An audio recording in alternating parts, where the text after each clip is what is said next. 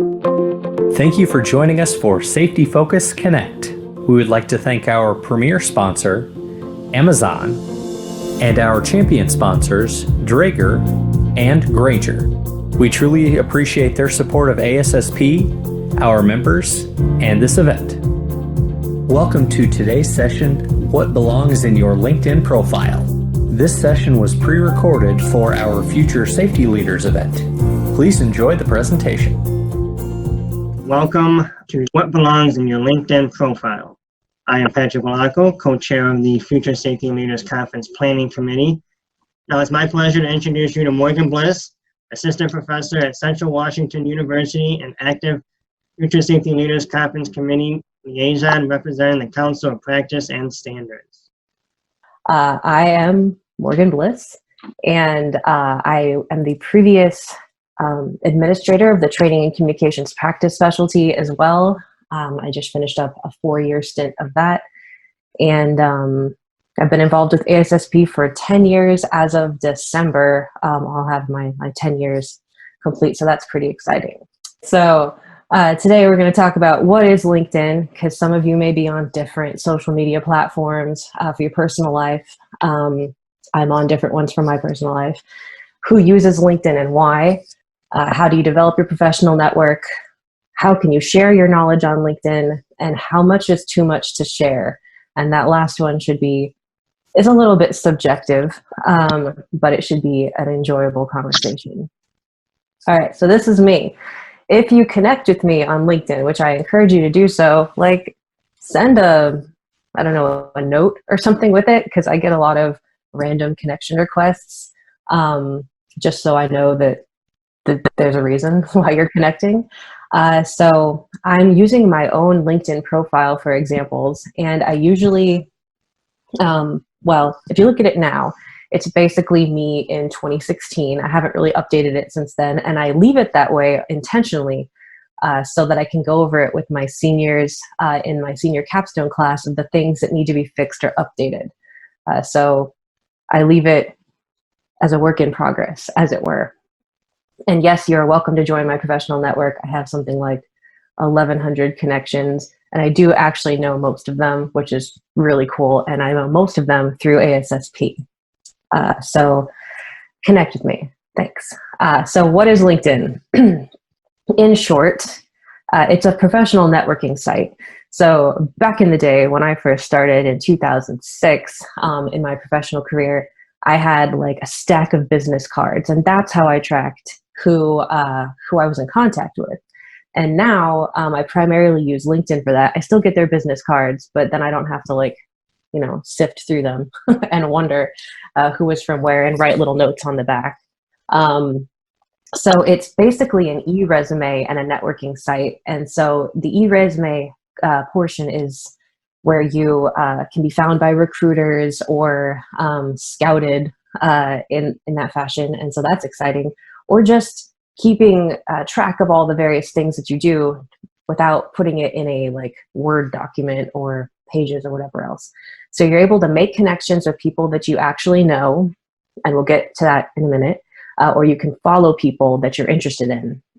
You're also able to post job updates, like cool pictures from projects, or interesting things that you found, or new jobs that you've gotten, new volunteering work. And there's also an instant messaging feature. One thing I would like to caution you, I didn't really use the instant messaging feature for a while, and then I started getting messages, and they were forwarded to my work email, and I was getting kind of personal messages, and so that became part of my work email history. And so you need to adjust the privacy settings to not have that forwarded to your work email, but also consider that other people may not have made those adjustments, so anything you sent to them could be sent to their work email, so it's discoverable. So consider that. So there is an instant messaging feature. If you don't want to have conversations via email with someone, you can have conversations via email as long as both of you verify that you're not having it sent to your email. And then you can also use LinkedIn for searching for jobs and internships. There's a huge career site in LinkedIn. So who uses LinkedIn? Well, I do. I'm on there almost every day. for a variety of reasons. It's my social media of choice other than Twitter. But 50% of college graduates in the United States use LinkedIn.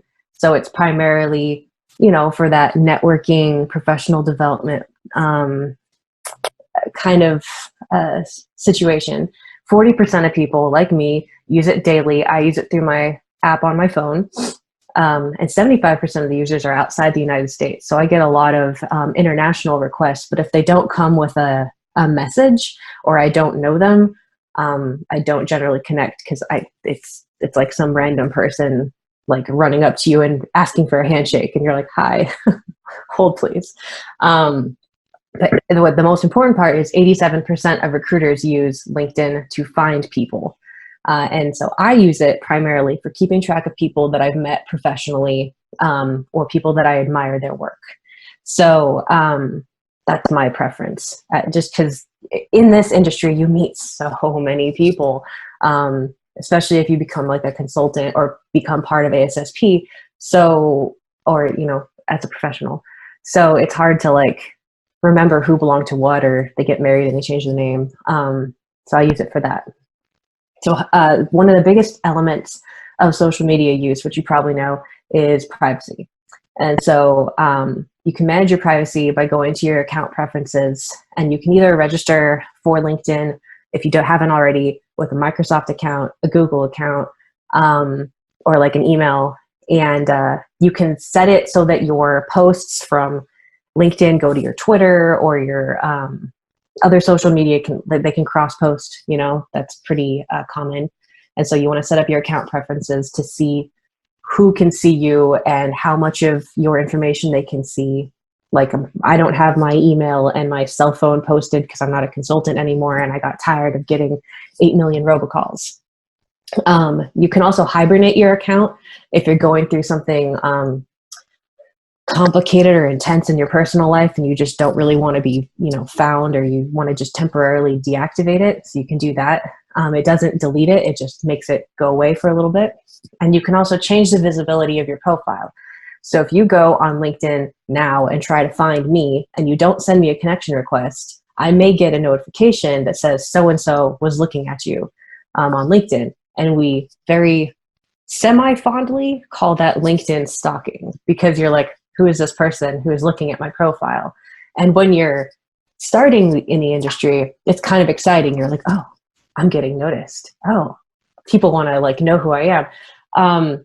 And it's kind of fun, but sometimes you'll get people watching your profile where they're not even in the same industry. They have nothing to do with anything that you do. And it's just kind of weird. So remember that if you are,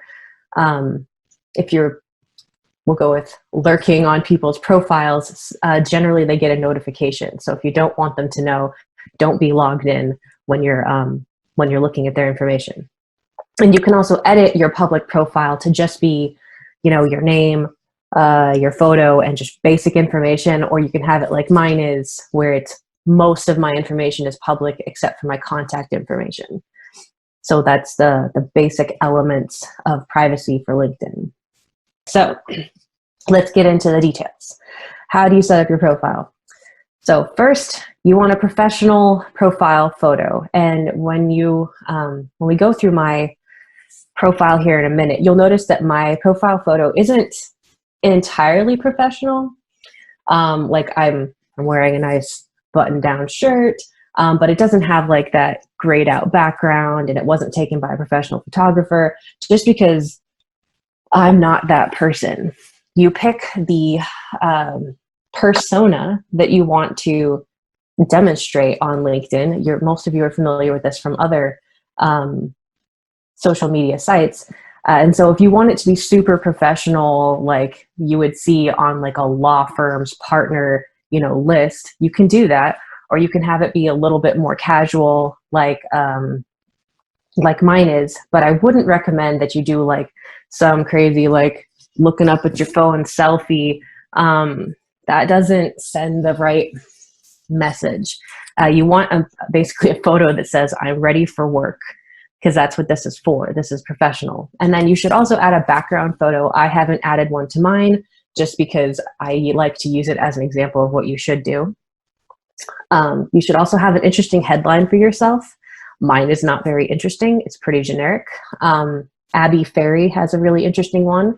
Other ASSP leaders have interesting ones, so you can use theirs for examples. You should also include your preferred pronouns if you choose to share that information. You don't have to, and we'll get into that in a second. And you should also identify your current geographic location because they use it for recruiting. So that's something to consider. And then one of the hardest parts of your LinkedIn profile is your summary or your work story. It's supposed to be 40 words or more. That just kind of is like your elevator pitch for yourself. So it should be interesting. You should use hashtags. Mine was written before hashtags were really like used very often, and I leave it that way on purpose for teaching purposes. So you want to create a compelling summary, and then you're supposed to list at least 5 relevant skills in that summary using hashtags if at all possible. And so you could list things like hazardous materials, risk assessment, industrial hygiene, EHS, OHS, whatever else it is that makes you special. What makes you different from other emerging occupational safety and health professionals? That's what this summary is for. All right, so here's me. My photo could be better. I am in the middle of transitioning to being gender fluid. So, and that's a new thing for me. And by changing my LinkedIn profile, my picture, and adding my pronouns, I'm essentially outing myself to my entire network. So I'm hesitant to do that, or I was until fairly recently. So my photo has the old ASSP logo on my shirt. I should probably get a new ASSP shirt, right? That has the new logo, if that's how I choose to represent. It should, I basically look the same. It's from 2016. So it needs to be the persona that you're trying to represent on LinkedIn. So I don't have a background photo. If I was to pick one, it would be, and I probably will add one, but if I was to pick one, it would probably be a picture that I'd taken on like a job site as a consultant, something cool, or maybe something from Unsplash, because that's like free photos that anyone can use. And I haven't added my pronouns yet because this is all very new to me. And you can see in parentheses, that's my maiden name, that people might have known me as if I was a student. But I got married really early, like at 19. So everyone knows me as Morgan Bliss. Nobody who's on LinkedIn with me knows me as Morgan Welsh. But just in case I have some friends from like high school who might want to find me, I put that in there. A lot of the elements of your LinkedIn profile, if your company doesn't have their own LinkedIn thing set up, then it won't have that nice little image like you can see from Central Washington University and AT Still University. They have their own LinkedIn profiles set up so I can link to those. And so my headline is really boring. It just says assistant professor. I would like to modify that to something more interesting, but I also wanted to leave it this way so I could use it for demonstrative purposes. But I do have my location present. And my about section is super boring, but when I wrote it, I was a consultant and I was doing all of this work, and I wanted everyone to know that I was able to do that work, right? So I said, I have 14 years of experience and all this really cool stuff, hire me, please, But it's overly technical, not very engaging. It doesn't tell the story of who I am. Like, this is a generic, acceptable first draft of a profile, basically. So that's something to consider. And another thing before we move to the next slide is that you want to set your LinkedIn profile up with your personal email, not your company email. I made the mistake of setting it up with my first job email. And so then I was getting all those messages emailed to my work email, which was problematic because it was like recruiters and I was talking to them about getting another job. So that's, they have that. So set it up with your personal email. That way, if you move or you're let go or you find another job, you're not trying to do all that in that time of stress of starting a new job or leaving a job. So set it up with your personal email. Next slide, please. All right, so how do you set up your profile part 2? So we saw the first piece of it.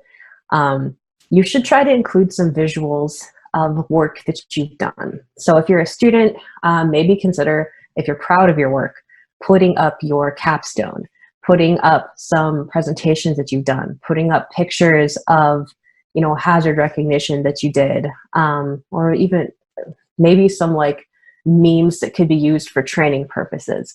That kind of thing is useful visuals that shows that you're engaged. And obviously you want to start with your most recent work experience at the top.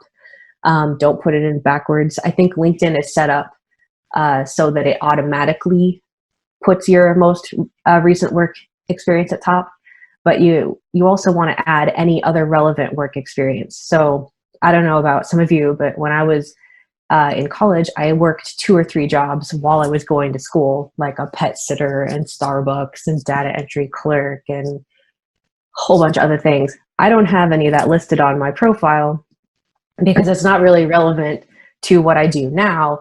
And so you might be curating your LinkedIn as you move through your career, right? So if I had done an internship in environmental health and safety, I would absolutely have posted that. But I might not have posted a job at Subway unless I was like their food safety officer, and then I would have put that on there. So it's just kind of building the framework for who you want to be or who you're trying to be as a emerging occupational health and safety professional. So you also want to add your educational experience and degrees, because this is like an e-resume. And so if you hopped around from college to college to college, that's okay.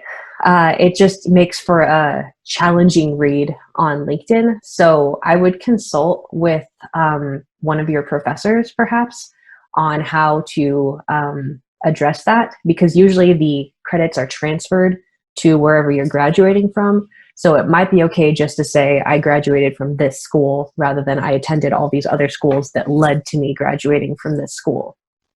But if you have like an associate's degree, that I would list that. So any degree that you get, I would, add them up, like scaffolding. You should also add any licenses and certifications if you have them. You should include your volunteer work with ASSP. So if you're secretary, president, vice president, whatever else, add that, because it shows that you're committed to occupational safety and health. It shows that you're committed to being part of the community. And so that's how you show that information. And so I've been part of ASSP, like I said, as a volunteer for basically 10 years. And I have a lot of volunteer experience that I just kind of keep adding to. You should absolutely join some of the groups, because that's how we share a lot of information between American Society of Safety Professionals, the American Industrial Hygiene Association. There's also a NIOSH Total Worker Health group and a whole bunch of other groups that you can join. And so it's up to you how involved you want to be. Like if you want to be on LinkedIn every day, you can, or you can just use it as an e-resume that you only update when you're looking for a new job. Like both are fine, or anywhere between those two spectrums is fine. This is for you. It's a tool. All right. So as promised, I'm doing this under duress, I may say. So I have some old videos from back when I was a consultant. I was trying to be like clever and creative and interesting. And I have a puppet. Oh no. Yeah. And I promised I would show her, because I usually don't show her. This is Piper. Hello. And I have these videos that are old. They're from like 2010 and 2012. And you have to think about what they say about you. So I won awards for these because none of you were part of the competition. These are like very draft versions of things. But should this information still be here? In my case, I like to keep the videos there because it helps demonstrate my quirky, weird, creative vibe that I want to show on LinkedIn. and I will be making more videos once I finish my doctorate. But, you know, like life happened. So I have these videos that I did that were part of the industrial hygiene fun dance film competition that we did back in the day. And so I leave them because A, they make me happy, and B, they fit the vibe that I'm going for. But if you are going through other people's content and they have like really old podcasts that they did, or really old videos that don't really represent them well, it's all about, you know, curating the information that you provide on your LinkedIn profile. All right. Your activity. Every time you like something, comment on something, are tagged in a video, are tagged in a comment, or tagged in a photo, it'll show up in your activity. So you have to think about what story you are conveying through your activity and comments. I only like, because that's what the word means, you're liking something, I only like positive things. So if it's a video of like a worker getting arc flashed that somebody is sharing on social media, I'm not gonna like that, because even if it's worth sharing that information, because it doesn't fit the positive, quirky, weird persona that I am trying to convey on this LinkedIn profile. And you want to think about the things that you're liking, the people that you're connected with. It's just like normal life. You're tracking what you're saying through the social media platform to make sure that you're representing yourself the way that you want to be represented. Because it's not like a conversation where people forget what you say. It's there forever for everyone to see what you commented on. And they can go back for years and years and years to see like what kind of person you are. And so it's a challenge. So I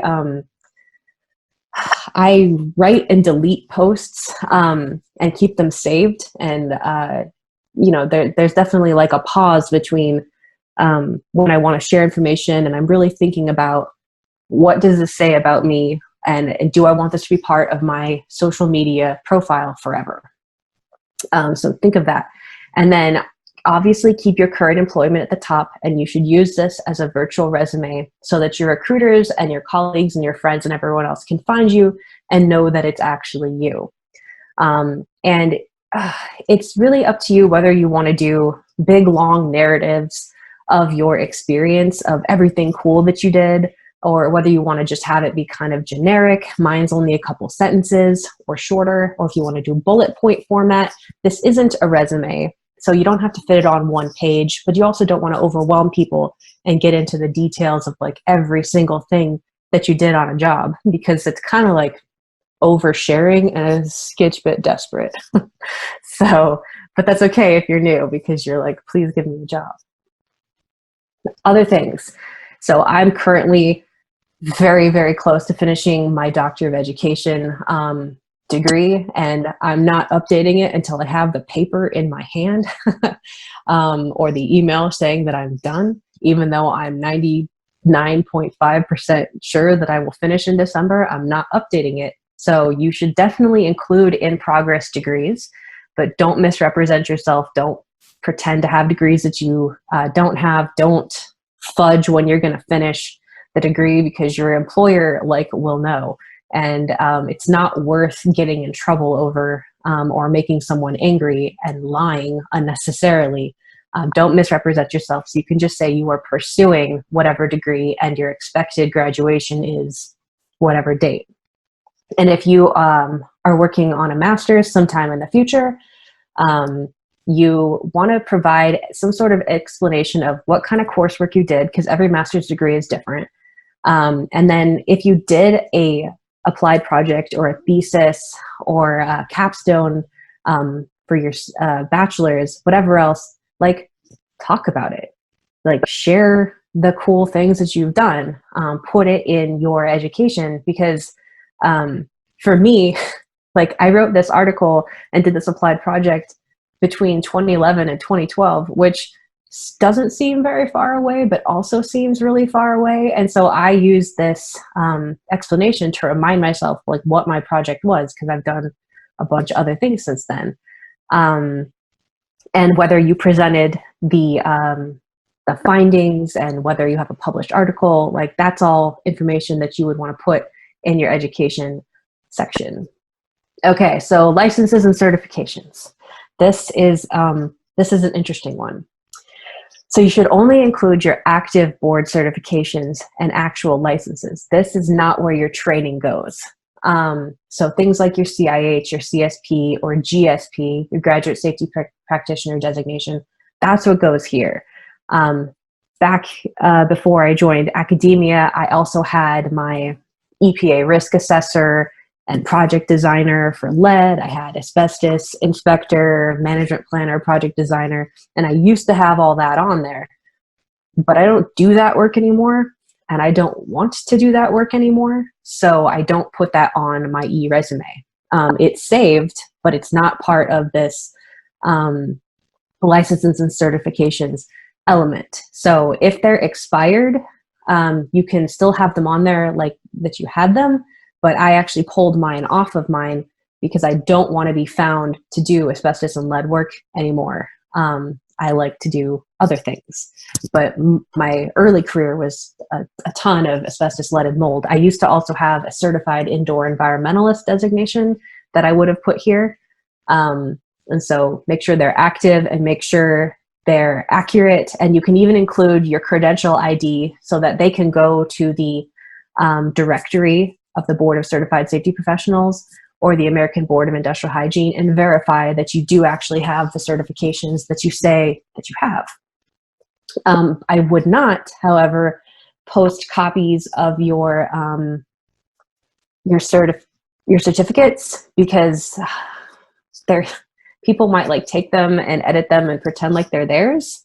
Like, sketchy stuff does happen. So if you don't want your number to be hijacked by somebody, like, don't put it on there. If you don't want your certificate to be hijacked by somebody, don't put it on there. So that's something to consider. All right, so here's the challenge. How do you develop your network? First, you should connect with people you already know and work with. So from your part-time job, from your internship, from volunteer work, from being students together, from ASSP, or meeting them at events. Like, people that you actually know is who you should organically build your network with first. And so back when I started with LinkedIn, probably in 2008, I'm going to say, there was no follow option. There was just the connect option. So I would connect with people that I didn't necessarily know because I was a consultant and I wanted to expand our services and expand my network. And so now I have this massive network of something like 1,200, 1,300 people, but there's a substantial portion of them that I don't actually know. And so by giving them access to your network, you're basically introducing them to your entire network. So if it's not somebody that you'd be comfortable saying like, hi, this is Patrick from XYZ company, and introducing them to somebody that you know, don't connect with them. They can follow you to see your information, but be, I guess, careful with who you allow to connect with you, and realize that there may be a reason why people are delaying your connection request because they're protective of their networks. Because some people are very private individuals, or they work with government, or they're working for a really cool company that everyone wants to work for, and they don't want to get flooded with messages and requests for jobs and things of that nature. So you protect your network the same way you protect any of your friendships. So if you do want to follow someone because you're interested in their work or their research and you don't know them personally, that's what the follow button is for. You can personalize your connection with a message, but if you go on LinkedIn, like right now, if you're on there and it's like you go to your network and it says, do you want to connect with this person? And you're on your phone. There's no opportunity for you to personalize your connection if you send it from your phone. It just sends the connection request. So if you're going to connect with somebody that you don't know and you want to send them a message, you generally need to do that from your computer. Just keep that in mind, because you'll just click the button and think that you can type in a message, but no, you can't type in the message until after. So it's not about the quantity or the numbers in your connections. Like I look at mine and I'm like, who are some of these people? I don't even know. I kind of need to go filter through and remove some connections just because I don't know who they are. And I've never had any like interactions with them. So it's about the quality of the connection. So I get, like I said, a lot of random requests, and sometimes I ignore them because it's like somebody who isn't connected to anyone that I know, and they don't do safety or occupational health, and they don't do environmental, they don't do sustainability. So I'm like, why are you connecting with me? I don't understand. And sometimes it's a bot. And so if you get ignored, like that's okay, but you'll never really know except for checking with your on LinkedIn to see if they accepted your request. You will be notified if they accept your request, but you won't be notified if they ignore you. Just keep that in mind. And it's okay if they ignore you. Like that just means that connection isn't happening right now. You can send them another connection request once you get to know them better, or maybe like type in the personalized connection request. Okay, so groups. I'm part of a bunch of groups because I'm the social media chair for ASSP, so I'm part of that one. I was monitoring the social media for the training communications practice specialty. And I've been part of it for a while. And so it's kind of how you have your little Venn diagram of all the things that you're interested in. That's how I track it. So you can join groups by going to my network and clicking on groups. You can obviously join ASSP, their big group. There's like 58,000 members, but you can also join the practice specialties groups. And you don't have to be part of the practice specialty to join that, just to like lurk and see what's going on. But it is recommended, but also like you're a student, so it's okay.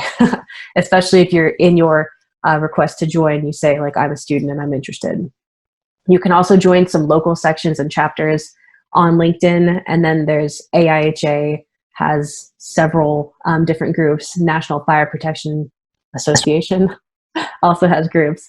Indoor Air Quality Association has groups. And so you can join a bunch of different things to just kind of have a pulse on what's going on. And so that's what I use the groups for. Just log in every now and then and see, what are people talking about? How do I need to stay relevant?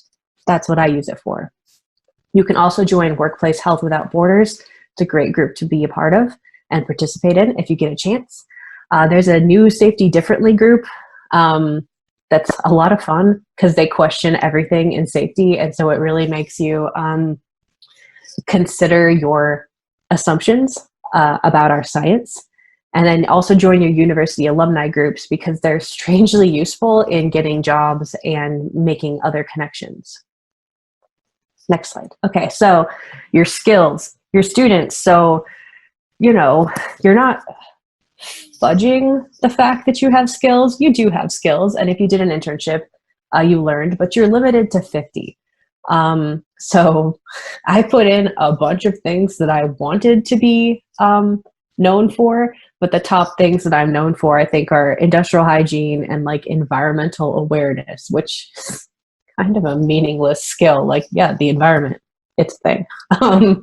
But you can be endorsed by your connections for your skills. So you go in and you say, I have these skills. And then your connections will say, I agree that Morgan or whoever has those skills. And so it's kind of fun to see the things that people endorse you for, because you're like, really? You can also take a skill quiz through LinkedIn for things like AutoCAD, Microsoft Office, Revit. Do LinkedIn Learning if you want to add those, and then it's a little bit more legitimate. It's not just you saying, I'm good at the things. It's proof. You can add in industrial hygiene, remediation, sustainability, but these are basically like hashtags that allow the recruiter to find you and allows your connections to agree that you do have the skills that you say you do. It's kind of nice, and it's very low key for them. Okay, accomplishments and interests. This is where you can just kind of go a little overboard with.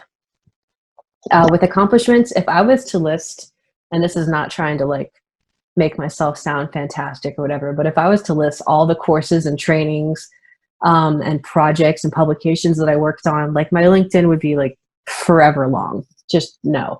I do a lot of professional development to keep track of myself and for my certifications to maintain those. And so I don't list all that information because I just don't think anyone cares. But if you've done really cool stuff like an NFPA 70E training, or you're a fall protection competent person, I would absolutely list those trainings. In my LinkedIn profile, I have all of my courses listed because I wanted to keep track of it some way other than my transcripts. And so that's how I went about doing that. And publications, projects, honors and award you can add. And then the interests, the thing that you want to be careful with is who you follow, the influencers, and also the groups. You have to consider what they say about you. So like I'm part of the construction industry suicide prevention group. I like what that says about me. I also follow Simon Sinek and Melinda Gates and a whole bunch of other things, but you don't get to pick what the first 6 that they show. So just like kind of be careful as to what you pick and what you follow. Okay, so recommendations. You may ask for a recommendation. You don't ask for a recommendation from someone who doesn't know you, duh, and someone that you haven't worked with who can actually say something about you, because it's them on LinkedIn saying that you're like cool and useful. And also maybe give them some context rather than just sending like this random recommendation request. So why are you asking for the recommendation? Did you just finish a big project? Are you looking for a new job? Are you trying to shift the focus of your career? Like that's where a recommendation comes into play. And you should also make sure that your LinkedIn profile is up to date, because otherwise they're working off of an incomplete bit of information. And also, if you want to do them a favor, especially if it's someone who's busy, mention that you would be happy to draft the recommendation letter for them or write them one for them in return. So almost all of the recommendations that I have on my account, I gave them one in return because it's just fair. Okay, we covered the connect versus follow, but just to like reiterate, if your connection, that's a two-way connection. You can send them messages, you see their shares and updates, you know and trust each other, and it's a two-way connection. It's shared information. If you're following them, you don't necessarily know them. You will see their shares and updates, but they don't see yours. So it's one-way communication. Something to keep in mind. So hashtags are important, a little bit overused sometimes, but you want to always use them when you're sharing information. If you're sharing photos, however, make sure you get permission from the people who are in the photo to post it. Yeah. And tag them if they're on LinkedIn. Same thing for videos. If you're going to put up a poll, make it like value added, not like, what are you doing this weekend? It's not interesting. And no politics, no medical, no sensitive data in the polls. And you can write articles, short ones, with references and hyperlinks to share your knowledge. This is basically a great chance for you to like post some interesting discussion boards that you've written, or like mini papers, just to like show that you are building your knowledge in occupational health and safety. And yes, you should use hashtags. Not so much in the article itself, but in the sharing of the article. I've only written a couple articles on LinkedIn because I don't get credit for them as a faculty member. So I'm a mercenary of my time right now, and I only do things that I get like credit for, which as students, maybe you can appreciate. So if you're deciding what you're going to write, what will add value to the profession, what fits your brand. So if you can write a case study, awesome, share it. If there's some big problems or big questions in our industry, like do a thought piece about it. Maybe some overlooked skills for the profession, like virtual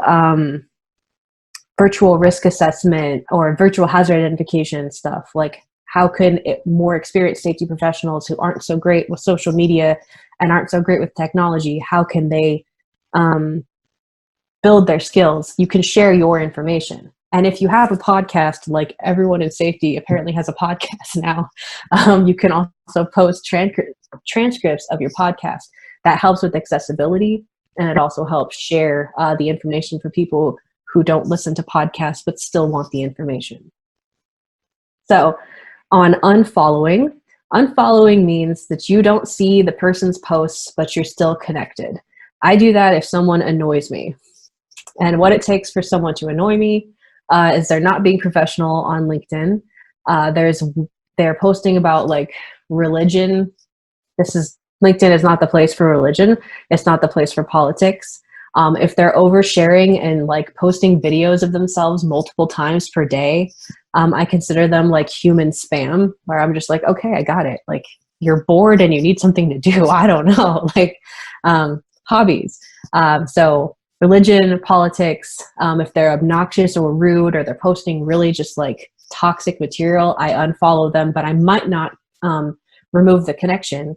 But you can also remove the connection if that person just has gone off the walls, and they're not notified either way if you unfollow or remove the connection. So they might notice that you're no longer in their connections, but they might not know why. So some examples of people who I considered removing connections for is if you send me a connection request and immediately send me a sales, marketing, or flirtatious message, I'm like, no, this isn't like Twitter. This isn't a dating site. Like, yuck. And so I'll get really creepy, weird connection requests with messages associated, and I automatically remove those connections. If they're harassing, if they're inappropriate, if they're sending you like random GIFs or GIFs, however you say it, or they're really heavy marketing messages, I will either remove or mute that connection. And so these 3 examples are ones that I got like the week that I made this presentation. And it was like somebody sent me a connection request at 11 o'clock at night, and I happened to be awake and bored. And then it automatically was like, how are you doing today? And how is work at your end? And I'm like, at 11 o'clock at night? What are you doing? Like, no. That was my bad for logging in. Or like, we're the greatest company ever, and big marketing information. I'm just, no, like, that's not, I have no buying power. Like, know your audience. So that's something to consider. So don't send people marketing messages immediately after connecting. And then how much is too much? This is the short version. I like it to be good vibes only. So if you are going on a rant about your previous employer, realize that your future employer is going to be able to see that forever. And they're going to be worried that you might do that to them. Even if you delete it, it can be found. So no rants about previous employers or clients. Read through your posts before you type them. No typos and grammatical errors. I don't want it to be a riddle. I want to know what you're saying. If you're posting like 7, 8, 20 times a day just to be present and be in people's feed, like, no offense to people who do that, but it's annoying. Like, I don't want to hear how your everyday is going. If I do that, we're on a text stream and we're friends. Like, so it's kind of like assuming that everyone who you're connected to is your friend. It's weird. But it gums up the feed. And then also any negative comments about your competition and any constant self-promotion, that's a little too much. Keep it professional. So the wrap up before I take a couple questions, if you don't talk or email about it at work, you don't want to put it on LinkedIn. So keep it chill, keep it professional, keep it friendly. Remember that you're representing your employer, both past, present, and future. You should definitely consider having social media accounts that are separate for your personal and professional use. And my recommendation would be to focus on your positivity, add value, and help your connections learn from how you're growing as an individual and your growing expertise. Like, rather than tearing people down, keep it positive. Share good things. So your final thoughts before I take questions are my mantra that I have like over my desk, which you can't see, is leave people in places better than you found them. And that's just how I live my life.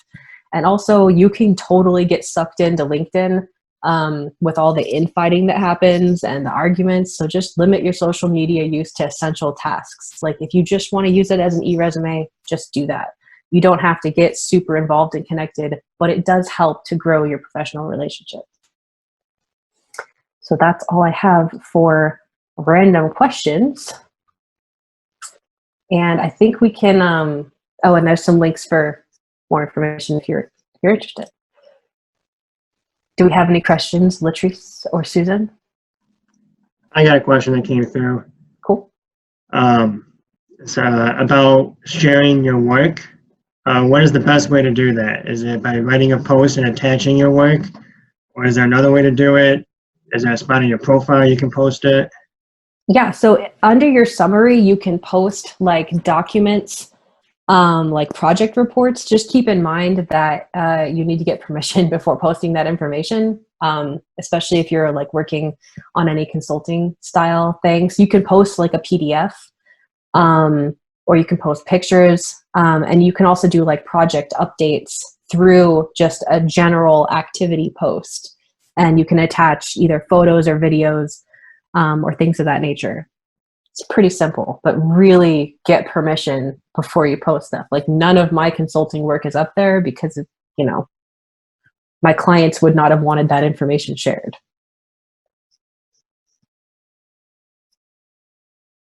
Any more questions? I've got like 5 connection requests on LinkedIn right now, so I'm real excited. I haven't said yes yet, obviously.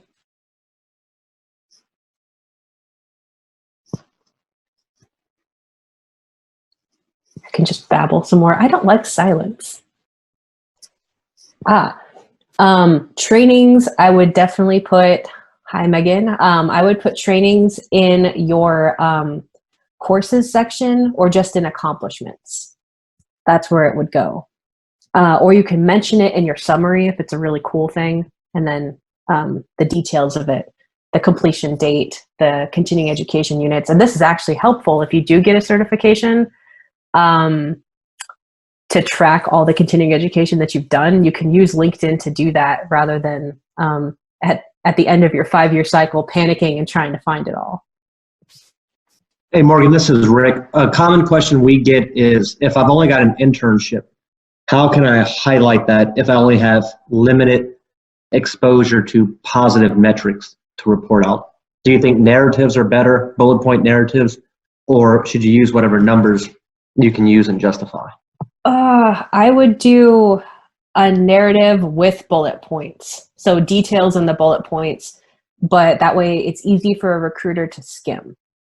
So the intent of this, I mean, really the intent of LinkedIn is to like get a job or keep a job or share your expertise. So there is, you don't want to make it like an essay. Did that kind of answer your question? No, that's perfect. They just kind of want to speak to the successes they had over the summer, but it's not always long enough to have report out metrics. So sometimes they come to us and say, well, if I don't have metrics, can I have a narrative? What do I do if I have a limited success? They just kind of want to learn how to justify and sell themselves on their summer internships. Yeah. So if you did an internship and you don't have like, I had a 20% reduction in injuries, or I did 65 new employee orientations or whatever else, like that level of detail is necessary when you first get started to show that you have the skills that people are looking for. But you'll want to curate that and like modify your descriptions on LinkedIn as you get more experience. Because then you'll basically look back at your LinkedIn profile and just kind of cringe a little when you see how much information you were sharing. And then there's a question on linking together 2 fields of certification. You would just post those 2 certifications. It's pretty simple. And then in your summary, you explain how you feel they're combined. We got 2 more minutes if anyone has any more questions. Would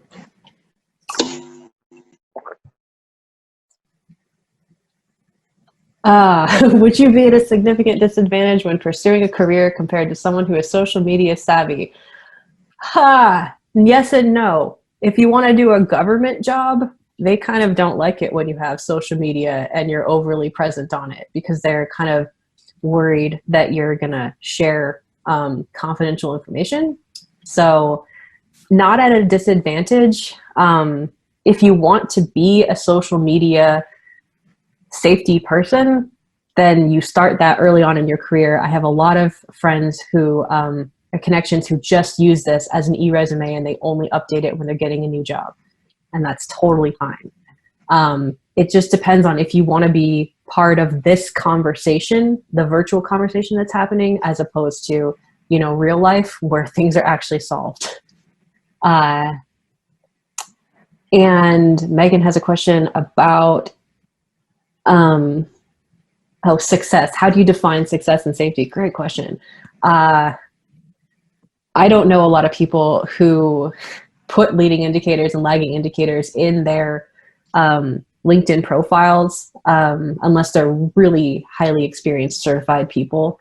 And I think it would show your career maturity to talk about leading indicators more rather than lagging indicators, because that shows what kind of safety professional you are. 30 seconds. De nada. Great questions, everyone. All right, 12 o'clock. All right, yes, thank you, Morgan. I hope you all got a lot out of this presentation. I know I am about to go look at my LinkedIn profile and make some changes. I think there were important takeaways in this presentation for all professionals and things I would have liked to know when I was a student trying to start my career. So again, thank you, Morgan. That was a great presentation. Really appreciated you taking the time to do this for us. Thank you, Morgan. Yep. Thank you, Morgan. Thank you.